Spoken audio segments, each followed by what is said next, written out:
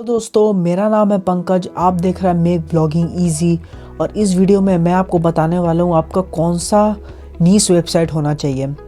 Basically नीश websites का से मतलब है मेरा, आपको सिंगल नीश पे जाना चाहिए या आपको मल्टी नीश पे जाना चाहिए। इसे मैं और क्लियर बताऊं तो आपको सिंगल टॉपिक के ऊपर ब्लॉग लिखना चाहिए या मल्टी टॉपिक के ऊपर आपको ब्लॉग लिखना चाहिए। कौन सा सबसे ज़्यादा प्रॉफिटेबल है और कौन सा कितना अच्छा है, ये मैं आपको सब एक्सप्लेन करूँगा इस वीडियो में। तो आशा करता हूँ कि आप इस वीडियो को अंत तक देखेंगे और आप ये मेरी गारंटी है कि आप समझ जाओगे कि एक्चुअली में आपको कौन सा नीश या बोलूँ तो आपको कौन सा टॉपिक चूज़ करना चाहिए। सिंगल टॉपिक के ऊपर ब्लॉग लिखना चाहिए या मल्टी टॉपिक के ऊपर। तो चलिए वीडियो को स्टार्ट करते हैं।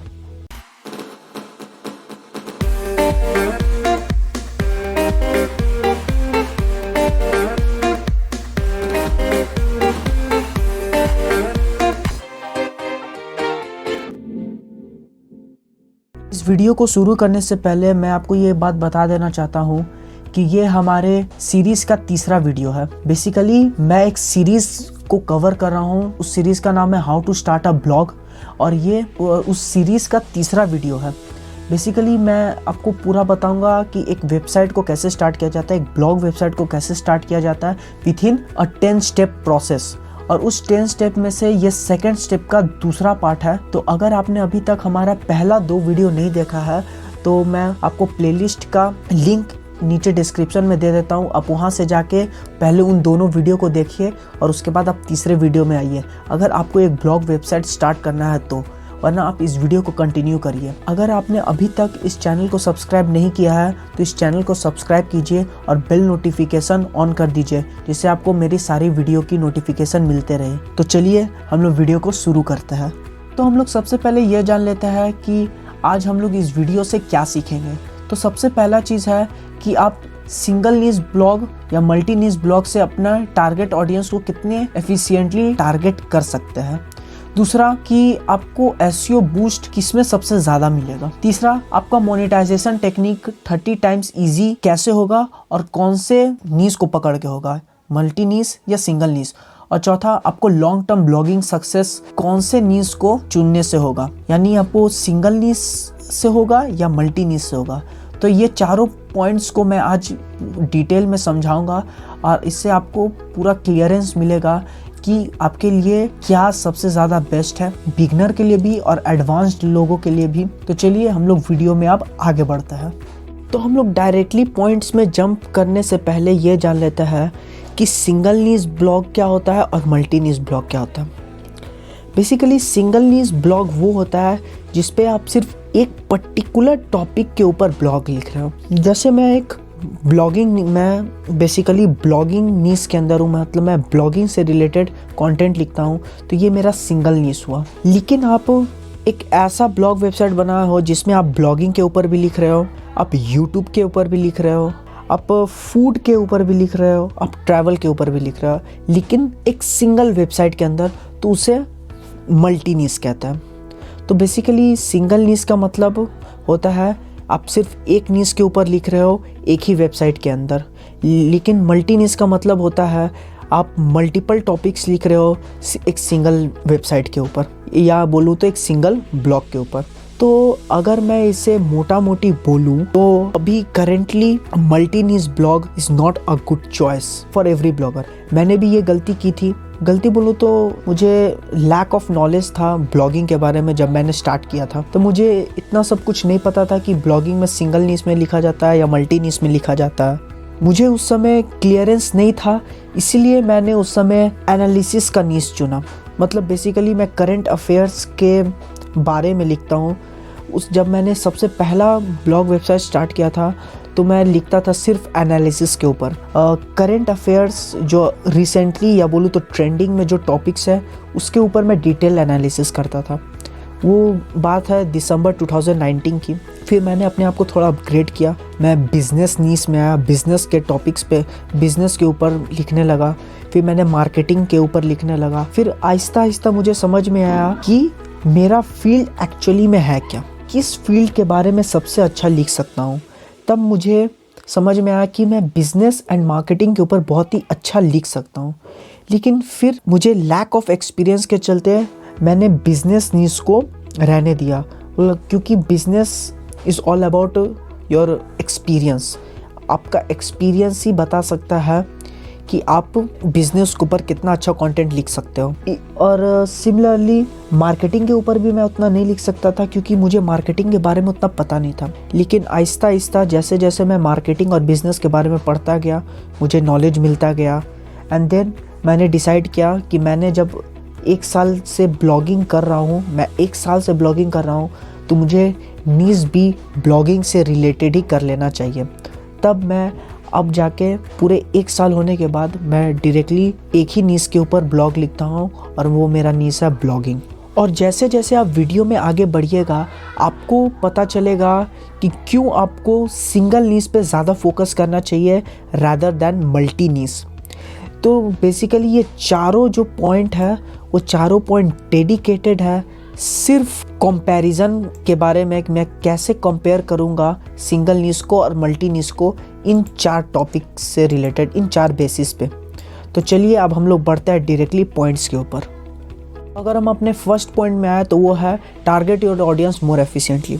अगर मैं इसे एक एग्जांपल दे के समझाऊँ तो मान लो अगर आप एक वेबसाइट स्टार्ट कर रहे हो जिस पे आप सिर्फ लिखोगे ट्रैवल के ऊपर, और आपका दोस्त एक ब्लॉग वेबसाइट स्टार्ट करने वाला है जिस पे वो लिखेगा ट्रैवल के ऊपर, क्रिकेट के ऊपर, फुटबॉल के ऊपर और फूड ब्लॉग्स। क्या आप बता सकते हैं कौन सा सबसे ज़्यादा अच्छा लगेगा अगर विजिटर उसके साइट में आएंगे? तो ऑफ कोर्स पहला वाला जो आप ब्लॉग वेबसाइट स्टार्ट करने वाले हो सिर्फ ट्रैवल पे, क्योंकि अगर आप लगातार एक ही वेबसाइट में 4 टॉपिक के ऊपर लिखोगे तो वो खिचड़ी हो जाएगा। लोग को पसंद नहीं आएगा कि ये ट्रैवल के ऊपर भी लिख रहा है, फूड के ऊपर भी लिख रहा है, क्रिकेट के ऊपर भी लिख रहा है, फुटबॉल के ऊपर भी लिख रहा है।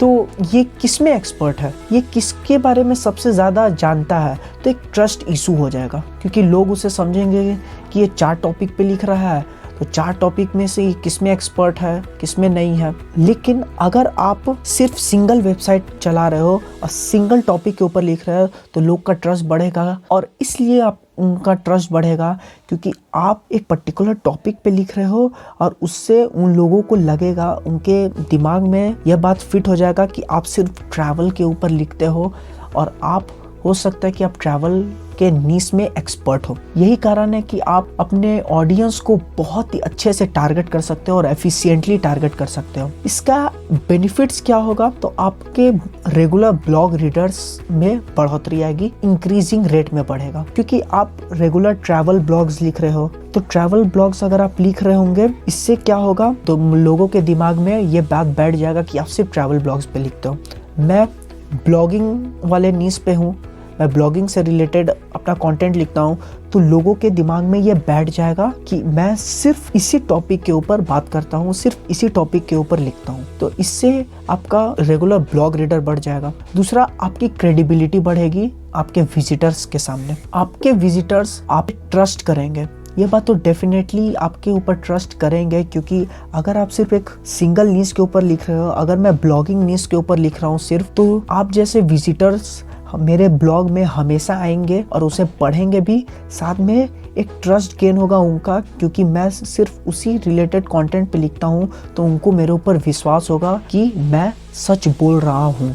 और तीसरा ये कि लोग आपको एक एक्सपर्ट मानेंगे उस फील्ड में। हालांकि मैं एक्सपर्ट नहीं हूँ, क्योंकि ये एक ऐसा फील्ड है जहाँ पे एक्सपीरियंस ज़्यादा मैटर करता है, लेकिन एक्सपीरियंस तो एक्सपीरियंस होता है, चाहे वो 1 साल का हो, चाहे वो 10 साल का हो। तो बेसिकली अगर आप एक एक्सपर्ट हो, एक्सपर्ट का मतलब अगर सिर्फ सिंगल नीश के ऊपर लिख रहे हो तो लोग आपको एक्सपर्ट समझेंगे, भले अननोन विजिटर्स हो, वो आपको एक्सपर्ट मानेंगे, क्योंकि आप उस ये कंटेंट के ऊपर, आप उसी रिलेटेड कंटेंट के ऊपर आप अगर लिखते जाओगे ब्लॉग्स लिखते जाओगे, तो आपकी क्रेडिबिलिटी भी बढ़ेगी और लोग आपको एक्सपर्ट समझेंगे। इसी के साथ हमारा सबसे पहला पॉइंट कंप्लीट होता है। तो अगर आपको कोई भी डाउट है, आप नीचे कमेंट सेक्शन में जाके पूछ सकते हो, या नीचे एक लिंक है मेरे सोशल मीडिया हैंडल्स का, आप वहाँ पे भी जाके अपना क्वेश्चन या क्वेरीज पूछ सकते हो, मैं उसका आंसर ज़रूर दूंगा। तो हमारा पहला पॉइंट कंप्लीट होता है। तो हम लोग बढ़ते हैं अपने नेक्स्ट पॉइंट पे। हमारा जो दूसरा पॉइंट है वो है SEO will boost 10 times faster. अगर हम एसईओ के पॉइंट ऑफ व्यू से समझे कि सिंगल नीश ज़्यादा अच्छा है या मल्टी नीश, तो जवाब है सिंगल नीश। ये मैं इसलिए कह रहा हूँ क्योंकि आपका पूरा एसईओ, आपका पूरा सर्च इंजन सिर्फ लोगों के बिहेवियर्स होता है, विजिटर्स के बिहेवियर्स होता है। अगर विजिटर उस वेबसाइट के ऊपर बार बार जाएगा, उसे बार बार पढ़ेगा, तो सर्च इंजन को ये एक इंडिकेशन मिलेगा कि ये वेबसाइट हमेशा एक रिटर्निंग विजिटर ग्रैब कर रहा है, उस पर लोग आ रहे हैं, वहाँ पे कन्वर्जन हो रहा है। क्योंकि सर्च इंजन एक ऐसा चीज़ है, गूगल के पास एक ऐसा एल्गोरिदम है कि वो बहुत ही इजीली पकड़ लेगा कि विजिटर्स का बिहेवियर वहाँ पे कैसा है, अच्छा है, खराब है, कैसा भी हो। तो अगर विजिटर्स को आपका ब्लॉग वेबसाइट पसंद आएगा, इनडायरेक्टली सर्च इंजन को भी आपके वेबसाइट में कुछ खूबियाँ दिखेगी, आपके वेबसाइट से आहिस्ता आहिस्ता आपका वेबसाइट रैंक करेगा और बहुत जल्दी रैंक करेगा, क्योंकि ये सिंगल नीश इतना पावरफुल होता है। अगर कुछ मैं हिस्ट्री की बात करूं, आज से 10 साल पहले सिंगल नीश का नामो निशान नहीं था, क्योंकि उस समय मल्टी नीश ब्लॉग बहुत ज़्यादा चलते थे। लोग उसे बहुत ही लोगों को इतना फ़र्क नहीं पड़ता था कि ये सिंगल नीश पे लिख रहा है, एक्सपर्ट है या नहीं है, उससे लोगों को फ़र्क नहीं पड़ता था। लोग सिर्फ जाते थे, पढ़ के वापस आ जाते थे। आहिस्ता आहिस्ता जैसे विजिटर्स का बिहेवियर उस मल्टी नीश से हटा, गूगल ने अपने एल्गोरिदम में चेंजेस लाए, ड्रास्टिक चेंजेस लाए। आज हाल ये है कि मल्टी नीश ब्लॉग को पूछता भी नहीं है कोई, जब तक वो मल्टी नीश ब्लॉग कोई बहुत बड़ा खिलाड़ी, बहुत बड़ा प्लेयर क्यों ना हो उस फील्ड का, तभी लोग उसे पढ़ेंगे। मतलब अगर उसको कोई ब्रांड उसके बारे में लिख रहा है, अगर आपको बहुत ही अच्छा एसईओ आता है, आपको बहुत ही अच्छा कंटेंट लिखने आता है, तो आप एक मल्टी नीश ब्लॉग स्टार्ट कर सकते हो। लेकिन मैक्सिमम बिगनर्स को अच्छे से एसईओ भी नहीं पता होता है, ब्लॉगिंग के बारे में भी नहीं पता होता है, इसीलिए वो लोग प्रेफर करते हैं, मैं भी प्रेफर करता हूँ और बड़े बड़े ब्लॉगर्स भी प्रेफर करता है कि सिंगल नीश बेस्ट है। इवन शाउट मी लाउड, जो कि इतना बड़ा वेबसाइट है, फिर भी वो सिर्फ 2 ही नीश पे काम करता है, जो कि एकदम इंटर रिलेटेड है, इंटरनेट मार्केटिंग एंड ब्लॉगिंग। उनके पास लगभग और भी वेबसाइट्स है, लेकिन हर वेबसाइट डेडिकेटेड सिर्फ सिंगल नीश के ऊपर है, इसीलिए उनका वेबसाइट हर एक कीवर्ड पे, रिलेटेड कीवर्ड्स पे रैंक करता है। अगर मैं बात करूँ नीश ब्लॉगिंग की बेनिफिट्स की, तो आप एक अच्छा ट्रस्ट गेन कर सकते हो सर्च इंजन के तरफ से। आप एक अच्छा ट्रस्ट गेन कर सकते हो अगर आप सिंगल नीश के ऊपर लिखोगे, तो आपको सर्च इंजन आपको एक अथॉरिटेटिव वेबसाइट मानेगा। बोलूँ तो अगर सर्च इंजन आपके वेबसाइट को ट्रस्टवर्दी मानेगा, क्योंकि आप ऑडियंस को अच्छे से ग्रैब कर पा रहे हो, गैदर कर पा रहे हो। थर्ड, सर्च इंजन आपको एक अथॉरिटेटिव वेबसाइट मानेगा, क्योंकि आप सिंगल नीश पे काम करोगे तो वो आपको अथॉरिटी देगा, जैसा कि उनके एल्गोरिदम में ही बेस्ड है कि सिंगल नीश वेबसाइट को ज़्यादा अटेंशन देना है रादर देन मल्टी नीश ब्लॉग पे। इसीलिए सर्च इंजन आपके ब्लॉग वेबसाइट को अथॉरिटेटिव मानेगा। इसी से हमारा तीनों बेनिफिट्स यहाँ पे एसईओ का ख़त्म होता है। लेकिन अगर मैं बात करूँ सिंगल नीश ब्लॉग का एसईओ कैसे होगा, कुछ टिप्स अगर मैं बताऊँ, तो आपका जो नीश है जिसके ऊपर आप कंटेंट बनाओगे, या बोलूँ तो जो आपने टॉपिक चूज़ किया उसके ऊपर स्टिक रहिए। आप उस टॉपिक से हिलिए नहीं, आप उसी टॉपिक के ऊपर हर रोज़, बोलूँ तो हर हफ्ते एक अच्छा कंटेंट लिखे, तो इससे आपका एसईओ बढ़िया होगा सिंगल नीश के लिए। दूसरा, आप अपने वेबसाइट को कैटेगराइज कर दीजिए। जैसे मैं ब्लॉगिंग नीश से हूँ तो मैं वर्डप्रेस ट्यूटोरियल को अलग रखता हूँ, ब्लॉगिंग टिप्स एंड ट्रिक्स को अलग रखता हूँ, वेब होस्टिंग को अलग रखता हूँ। ऐसे आप कैटेगरीज में बांट दीजिए, जिससे सर्च इंजन आपके वेबसाइट को क्रॉल करे तो उसे समझ में आए कि आपका वेबसाइट एक डेडिकेटेड सिंगल नीश के ऊपर है। आप एक अच्छा ट्रस्ट बिल्ड करिए अपने ऑडियंस के साथ। इससे क्या होगा, सर्च इंजन को डायरेक्टली इंडिकेशन मिलेगा कि आपका वेबसाइट अच्छा है, इसीलिए लोग आपके वेबसाइट में आके ब्लॉग पढ़ते हैं। चौथा है, अपने ऑडियंस के प्रॉब्लम को सॉल्व कीजिए। ये सबसे बेस्ट तरीका है। अगर आप अपने ऑडियंस का प्रॉब्लम सॉल्व करेंगे तो आपका ऑडियंस का ट्रस्ट आपके वेबसाइट के ऊपर ज़्यादा होगा, वो आपके वेबसाइट को हमेशा आके पढ़ेंगे, आपके वो रेगुलर ब्लॉग रीडर बन जाएंगे। इससे सर्च इंजन को एक इंडिकेशन मिलेगा कि ये वेबसाइट अच्छा है, क्योंकि ये लोगों को अच्छे से ग्रैब कर पा रहा है, लोगों को अपने कंटेंट में इंगेज कर पा रहा है। आपका एसईओ ऐसे ही बूस्ट हो जाएगा। तो ये था हमारा point, SEO will boost 10 times faster. आपको समझ में आ गया होगा क्यों सिंगल नीश ज़्यादा अच्छा है मल्टी नीश से, क्योंकि सिंगल नीश को आप प्रेफरेंस ज़्यादा दिया जाता है क्योंकि उसके आप एल्गोरिदम में ही बेस्ड हो चुका है। अगर आप एक एक्सपर्ट है, एसईओ स्पेशलिस्ट है, या बोलूँ तो आप ब्लॉगिंग के फील्ड से बहुत ही ज़्यादा एक्सपर्ट है, तो आप बहुत ही आसानी से मल्टी नीश के ऊपर भी अपने पोस्ट को रैंक करा सकता है। लेकिन आप एक अच्छा अथॉरिटी जनरेट नहीं कर पाएंगे, टारगेट ऑडियंस जनरेट नहीं कर पाएंगे, क्योंकि बहुत सारे फैक्टर हैं रैंक करने के। लेकिन अगर आप अपना टारगेट ऑडियंस को ही नहीं अचीव कर पाओगे तो आपका इनडायरेक्टली कन्वर्जन घटेगा। तो ये बहुत ही बड़ा कॉन्सेप्ट है, ये मैं आगे के वीडियोस में आपको ज़रूर बताऊंगा। लेकिन तब तक आप हमारे इस वीडियो में बने रहे और हम लोग चलते हैं अपने नेक्स्ट टॉपिक पे। हमारा जो अगला पॉइंट है वो है मोनेटाइजेशन बिकम्स 30 टाइम्स ईजी। अगर मैं इसे सिंपल भाषा में बताऊं, अगर आपका एक ब्लॉग वेबसाइट है तो उसको सस्टेन करने के लिए आपको अर्न करना पड़ेगा। और अर्न कैसे होगा? अगर आपका मोनेटाइजेशन बढ़िया होगा तो। मोनेटाइजेशन का 3 बेसिक टेक्निक है, गूगल एडसेंस, एफिलिएट मार्केटिंग और स्पॉन्सरशिप। इस तीनों के ऊपर मैं भी अभी आऊँगा और अच्छा से भी एक्सप्लेन करूँगा। तो बेसिकली मोनेटाइजेशन आपके वेबसाइट का बोलूँ तो एक डोज है। अगर आपके वेबसाइट में मोनेटाइजेशन नहीं होगा, आपके टॉपिक के ऊपर मोनेटाइजेशन पॉसिबल नहीं होगा, तो ये आपके लिए बहुत बड़ा डिसएडवांटेज है, क्योंकि आप फिर ग्रोथ नहीं ले पाओगे। तो अगर मैं डायरेक्टली चलूँ उन पॉइंट्स पे कि अगर आप नीश ब्लॉगिंग पे हो तो आपको क्या बेनिफिट्स मिलेंगे, तो सबसे पहला है कि आपका जो एड पब्लिशर है, एड पब्लिशर कंपनीज है जैसे गूगल एडसेंस, मीडिया.नेट, उन लोगों को आपके वेबसाइट में ऐड प्लेस करने के लिए बहुत ही आसानी होगी, बहुत ईजी हो जाएगा उनके लिए ऐड। मैं अभी उसे एक्सप्लेन करूँगा। दूसरा, आपके विजिटर को आपके ऊपर एक ट्रस्ट होगा और आपको वो एक्सपर्ट मानेंगे उस फील्ड में। अगर आप नीश ब्लॉगिंग कर रहे हो, अगर आप ब्लॉगिंग से रिलेटेड कंटेंट बना रहे हो, तो ब्लॉगिंग के अंदर एक वेब होस्टिंग भी आता है ब्लॉगिंग नीश के अंदर, वो एक कैटेगरी है।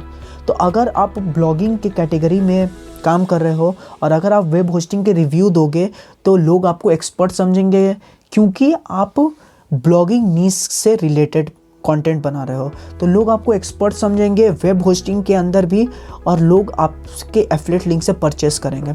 सिमिलरली कंपनीज आपको अप्रोच करेगी स्पॉन्सरशिप के लिए। ये बात तो सही है सर, क्योंकि लोग आपको स्पॉन्सरशिप तभी देंगे जब आप किसी फील्ड में एक्सपर्ट हो गए।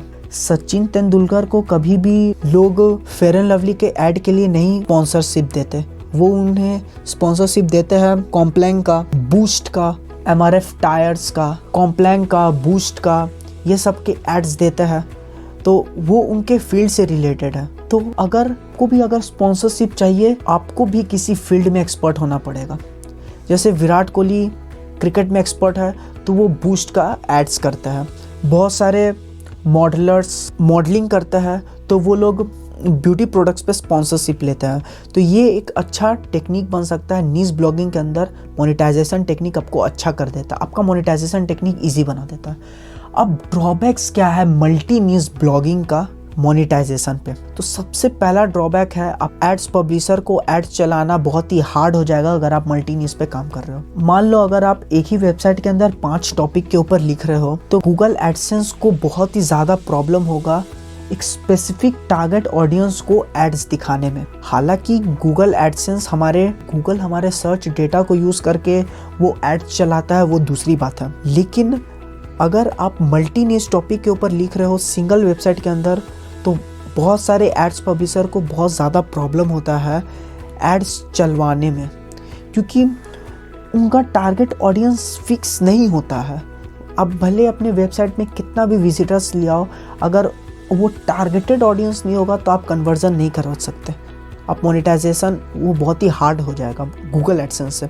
दूसरा ड्रॉबैक है एफिलिएट मार्केटिंग के अप्रोच से। आप ट्रैवल के ऊपर लिख रहे हो ब्लॉग, साथ में आप वेब होस्टिंग के ऊपर भी लिख रहे हो ब्लॉग, तो क्या आपको लगता है कोई आपसे वेब होस्टिंग खरीदेगा? अगर मैं कंसीडर करूं तो मैं तो नहीं लूँगा, क्योंकि वो एक ट्रैवल के रिलेटेड ब्लॉग लिख रहा है, साथ में वो वेब होस्टिंग के ऊपर भी ब्लॉग लिख रहा है। कोई इन दोनों के बीच में कोई इंटर रिलेटेड टॉपिक है ही नहीं, ये दोनों अलग ही टॉपिक्स है। तो मैं इस ऐसे बंदे से क्यों ख़रीदूँगा जो ट्रैवल के ऊपर लिख रहा है, साथ में वेब होस्टिंग के ऊपर भी लिख रहा है। मैं तो दूसरे वेबसाइट में जाऊँगा ना। अगर मैं खुद एक विजिटर हो, मैं कोई ऐसा वेबसाइट चुनता, कोई ऐसे वेबसाइट में जाता, जैसे मैं अपना ही वेबसाइट का बात कर लूँ, मेक ब्लॉगिंग ईजी। मैं वेब होस्टिंग के ऊपर कंटेंट लिख रहा हूँ। अगर मेक ब्लॉगिंग ईजी ब्लॉगिंग के ऊपर लिख रहा है तो डेफिनेटली उसके अंदर वेब होस्टिंग भी आता है एक कैटेगरी। तो अगर मैं एक विजिटर होता तो मैं definitely make blogging easy .com में जाता, वहाँ से वेब होस्टिंग के कंटेंट पढ़ता और उस एफिलिएट लिंक से ख़रीदता, क्योंकि मुझे लगेगा कि वो एक एक्सपर्ट है उस फील्ड में, पूरे ब्लॉगिंग फील्ड में वो एक्सपर्ट है, इसीलिए वो वेब होस्टिंग के रिव्यू से कन्वर्जन करवा सकता है।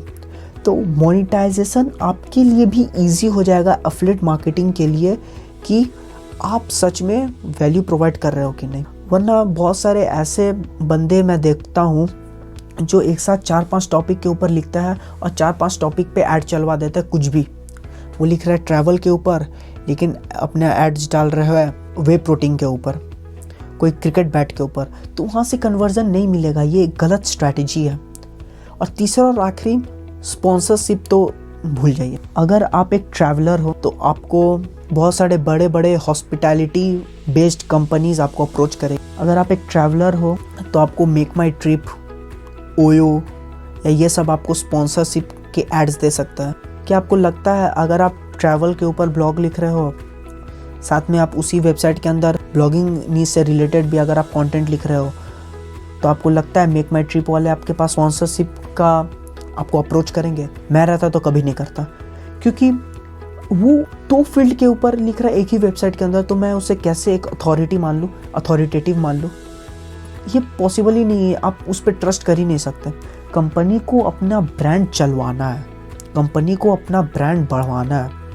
अगर कोई मॉडलर से आप ब्यूटी प्रोडक्ट के ऊपर स्पॉन्सरशिप दोगे तो वो बिकेगा, लेकिन अगर आप एक मॉडलर से बोलोगे आप वेब होस्टिंग बेचिए, कोई संबंधी नहीं है, कोई रिलेटेडनेस ही नहीं है, तो ये एक गलत अप्रोच है। तो अगर मैं इसे पूरे नटसेल के अंदर बताऊं, niche blogging, Google AdSense, affiliate marketing and sponsorship के लिए बेस्ट है, लेकिन मल्टी नीश के लिए ये आपको कुछ हद तक इजी है। गूगल एडसेंस के लिए तक इजी है। गूगल एडसेंस के लिए डेफिनेटली इजी है, क्योंकि वो हमारे डेटा को यूज़ करके एड्स चलाता है, लेकिन कंपनीज के लिए, स्पॉन्सरशिप के लिए ये सूटेबल नहीं है। एफिलिएट मार्केटिंग के लिए थोड़ा बहुत सूटेबल है, लेकिन एकदम नहीं। तो मैं आपको सजेस्ट करता हूँ कि आप नीश ब्लॉगिंग में ही जाए। सबसे बेस्ट है नीश ब्लॉगिंग। आप नीश ब्लॉगिंग करिए, आपका मोनेटाइजेशन डेफिनेटली बहुत इजी हो जाएगा। मैं 30 टाइम्स लिख रहा हूँ, वो 50 टाइम्स इजी हो जाएगा। आपको विश्वास नहीं होता है कि आप ट्राई करके देखो। आप मुझे 1 साल बाद मुझे वापस कांटेक्ट करो, देखोगे आप कहाँ से कहाँ पहुँच जाओगे। इसी के साथ हमारा ये टॉपिक भी ख़त्म होता है, हमारा ये पॉइंट ख़त्म होता है। तो हम लोग बढ़ते हैं अपने आखिरी पॉइंट पे। हमारा इस वीडियो का जो आखिरी टॉपिक है वो है लॉन्ग टर्म ब्लॉगिंग सक्सेस। जैसा कि आपको पता है, सक्सेस एक चीज़ों से नहीं मिलती, उसमें बहुत सारे मिक्सचर्स होता है, हार्ड वर्क के, स्मार्ट वर्क के, डेडिकेशन के, परसिस्टेंस के और अन्य कई फैक्टर्स मिल के एक इंसान सक्सेसफुल बनता है। अगर आपको लॉन्ग टर्म सक्सेस पाना है ब्लॉगिंग में, स्पेशली आपके एक स्पेसिफिक नीश में, आपके स्पेसिफिक टॉपिक में, तो आपको ये 3 चीज़ करना पड़ेगा। सबसे पहले आपको अपने नीश में डेडिकेटेड होकर काम करना पड़ेगा। आप 4-5 चीज़ों पे काम करने से अच्छा है सिर्फ एक ही पे काम करो और उस पर डेडिकेटेड होकर काम करो। यह है सिंपल सा फॉर्मूला। अगर आप 6 महीने सिर्फ एक नीश के ऊपर डेडिकेटेड होकर आप काम करोगे तो आप देख सकते हो आप अपना इम्प्रूवमेंट बहुत ज़्यादा टाइम्स बढ़ा लोगे। जो नीश आप अभी सेलेक्ट कर रहे हो और उस पर आप डेडिकेटेड होकर काम कर रहे हो, तो हो सकता है आप 6 महीने बाद कुछ और ही बन जाओ। ये है असली फॉर्मूला। अगर आप स्पेसिफिक नीश के ऊपर काम करोगे तो मल्टी नीश में ये ऐसा पॉसिबल नहीं है, क्योंकि आपको फिर हर नीश के ऊपर डेडिकेटेड होकर अलग अलग कंटेंट बनाने होंगे। एक खिचड़ी बन जाएगी आपके दिमाग के अंदर भी और आपके कंटेंट में भी। आपके ब्लॉग वेबसाइट पूरी खिचड़ी हो जाएगी, लोग उससे पढ़ना पसंद नहीं करेंगे। दूसरा, अगर आपको लॉन्ग टर्म सक्सेस पाना अपने स्पेसिफिक नीश में, तो आपको सर्च इंजन को दिखाना पड़ेगा कि आप एक ऑथोरिटेटिव वेबसाइट है। इसके लिए आपको क्या करना पड़ेगा, अपने ऑडियंस को अपने कंटेंट के साथ इंगेज करना पड़ेगा, आपको बढ़िया कन्वर्जन लाना पड़ेगा, आपको अपने वेबसाइट में टारगेटेड ऑडियंस का ट्रैफिक लाना पड़ेगा, रिटर्निंग विजिटर्स को बढ़ाना पड़ेगा, जिससे उसे लगेगा कि आप एक अथॉरिटेटिव वेबसाइट हो। गूगल की नज़र में आपकी अथॉरिटी और बढ़ जाएगी। तीसरा, अगर आपको लॉन्ग टर्म सक्सेस पाना है तो आपको ऐसा निश चूज़ करना पड़ेगा जो कि मोनेटाइजेशन उस पर बहुत ही ईजी हो जाए। Google ads, affiliate marketing, sponsorship. अगर आप इन तीनों कॉमन मोनेटाइजेशन टेक्निक से अगर आप लीड जनरेट कर पाएंगे तो आपका लॉन्ग टर्म ब्लॉगिंग सक्सेस बहुत ही आसान हो जाएगा, आपका रास्ता बहुत ही आसान हो जाएगा। अगर मैं इन अ नटसेल, आपको अपने नीश के अंदर डेडिकेटेड होकर पहले मेहनत करना होगा, फिर आपको सर्च इंजन को एक अथॉरिटेटिव व्यवसाय की तरह प्रेजेंट करना पड़ेगा, दूसरा। और तीसरा है, आपको अच्छा लीड जनरेट करना पड़ेगा कॉमन मोनेटाइजेशन टेक्निक से। अगर आप ये तीनों फॉलो कर लेंगे तो लॉन्ग टर्म ब्लॉगिंग सक्सेस आपके लिए बहुत ही इजी हो जाएगा। अगर हम अपने कंक्लूजन में बढ़े तो अगर आप अपने एक नीश में डेडिकेटेड होकर आप काम करोगे तो आप क्या क्या अचीव कर सकते हो, ये मैं पूरे आपको नटसेल के अंदर बता देता हूँ। इन अ नटसेल, आप अच्छा टारगेट ऑडियंस को कैटर कर पाओगे, आप अपना टारगेट ऑडियंस को बहुत ही अच्छे तरीके से एफिशिएंटली यूज़ कर पाओगे।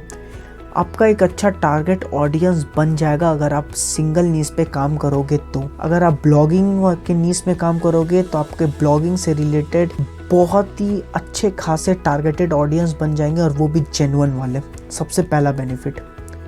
दूसरा, आप एसईओ को मेनी टाइम्स बूस्ट कर पाओगे क्योंकि सर्च इंजन आपके वेबसाइट को अथॉरिटेटिव वेबसाइट मान लेगा। अगर आप अपने वेबसाइट में एक टारगेटेड ऑडियंस बैठा लोगे तो, आप जेन्युइन ऑडियंस बैठा लोगे तो सर्च इंजन का अपने आप आपके वेबसाइट को रैंकिंग बूस्ट कर देगा, आपका एसईओ ऑप्टिमाइज हो जाएगा। तीसरा, आपका मोनेटाइजेशन टेक्निक बहुत ही ईजी हो जाएगा अगर आप अच्छा सिंगल नीश चुनते हो तो। इससे क्या होगा, आपके वेबसाइट में मोनेटाइजेशन भी बहुत अच्छी तरीके से हो जाएगा और रेवेन्यू मिलेगा सो अलग। और चौथा है, अगर आप स्पेसिफिक नीश पे काम करोगे तो आपका लॉन्ग टर्म ब्लॉगिंग सक्सेस बहुत ईजी हो जाएगा, आपका रास्ता बहुत ही क्लियर हो जाएगा। आई होप आपको ये चारों पॉइंट समझ में आ गया होगा। ये मैं इन अ नटसेल आपको पूरे वीडियो का समरी बता दिया हूँ। इसी के साथ हमारा यह वीडियो सिंगल नीश वर्सेस मल्टी नीश के ऊपर ख़त्म हो गया है। अगर आपको कोई भी डाउट है तो आप कमेंट सेक्शन में जाके हमसे कोई भी क्वेश्चन पूछ सकते हो, मैं उसका आंसर डेफिनेटली दूंगा। अगर आप अभी तक हमारे चैनल को सब्सक्राइब नहीं किया है तो आप जल्दी से जाके उसे सब्सक्राइब कर लीजिए और बेल नोटिफिकेशन ऑन कर लीजिए। साथ ही साथ आप हमारे सोशल मीडिया प्लेटफॉर्म्स में जाके आप हमें फॉलो कर सकते हैं और वहाँ पे भी आप कोई भी क्वेरी पूछ सकते हैं, हम उसका जवाब ज़रूर देंगे। लेकिन जाने से पहले एक और बात बता देता हूँ, अगर आपने अभी तक हमारे सीरीज़ को फॉलो नहीं किया है तो नीचे डिस्क्रिप्शन में उस प्लेलिस्ट का लिंक है, how to start a blog का। उसके अंदर मैं मोर दैन 10 स्टेप्स बोलूँ तो एग्जैक्ट मैं 10 स्टेप्स के अंदर पूरा एक वेबसाइट को कैसे रेडी किया जाता है, ब्लॉग वेबसाइट को, ये मैंने बताया इन द सेंस ये एक पूरा सीरीज़ है जिसके ऊपर मैं वीडियो लगातार अपलोड करूँगा। इसीलिए अगर आपको कोई वेबसाइट स्टार्ट करना है, ब्लॉग वेबसाइट, तो आप हमारे प्लेलिस्ट को फॉलो कर सकते हैं और हमारे चैनल को सब्सक्राइब कर सकता है कि आपको हमारे सारे वीडियो के नोटिफिकेशन मिलते रहे। मिलते हैं अगले वीडियो में, तो बाय बाय।